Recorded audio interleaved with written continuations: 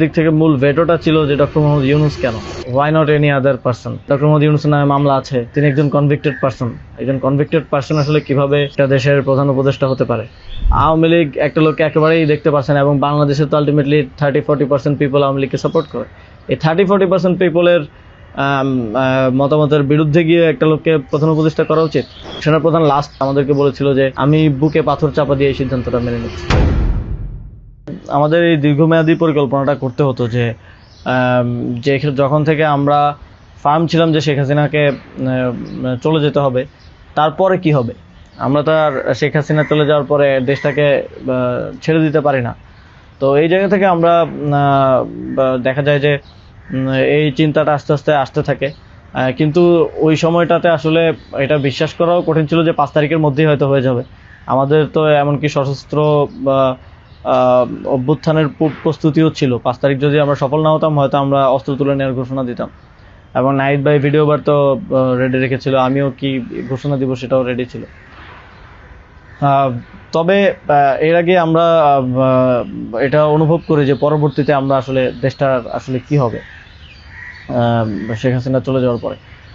সেই জায়গা থেকে মানে এটা কোনো কালেকটিভ ডিসিশন এরকম ছিল না, এমন না যে আমরা মিটিং করে ডিসিশন নিয়েছি যে ডক্টর ইউনূসকে প্রধান উপদেষ্টা বানানো হবে বা এরকম কিছু। তখন আমার মূলত যোগাযোগ হয় ইয়ার সাথে, যে যোগাযোগ হচ্ছিল আমেরিকান এম্বাসির কয়েকজনের সাথে। এর পাশাপাশি হচ্ছে সাবেক ছাত্রদলের এক বড় ভাই আছেন শামীম ভাই, উনি মিরপুরে অর্গানাইজার হিসেবে খুব ভালো ভূমিকা পালন করছিলেন। তো ওনার সাথে আমার যোগাযোগ হচ্ছিল। উনি মূলত ওনার যোগাযোগটা ছিল মূলত মুশফিকুল ফজল আনসারি ওনাদের সাথে আর কি। তো ওনার মাধ্যমে আমার ডক্টর আলী রিয়াজ, তারপর হচ্ছে বদির আলম মজুমদার স্যারদের সাথে যোগাযোগ হয়। ওনাদের সাথে আমি কথা বলি। 1 তারিখ যখন আমরা আমাদেরকে ডিবি থেকে ছেড়ে দেওয়া হয়, সেদিন প্রাথমিক কথা হয়, কিন্তু 2 তারিখ মূলত আসল কথাবার্তা শুরু হয়। ওনাদের সাথে কথা বলে এবং ওনাদেরকে তখন আমি জিজ্ঞেস করছিলাম যে ডক্টর মোহাম্মদ ইউনূস কি আসবেন কিনা যদি আমরা আহ্বান করি।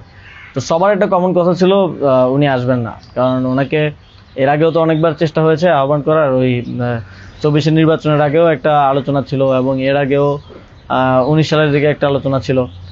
এর আগেও যখন তত্ত্বাবধায়ক সরকার ছিল তখনও ওনাকে আনার চেষ্টা করা হয়েছিল, বাট উনি সবসময় পলিটিক্যালি থেকে রিফিউজ করেছেন, দূরে থাকতে চেয়েছেন। তো আলী রিয়াজ স্যারও আমাকে বললেন, বদিউল আলম মজুমদার স্যারও বললেন যে উনি আসবেন না। আরও যাদের সাথে কথা হচ্ছিল উনি রাজি হবেন না, এই ধরনের একটা কথা ছিল। বাট আমি সরাসরি ওনার সাথেই কথা বলতে চাই। এবং তখন হচ্ছে শামীম ভাই আমাকে ওনার বর্তমান যে এপিএস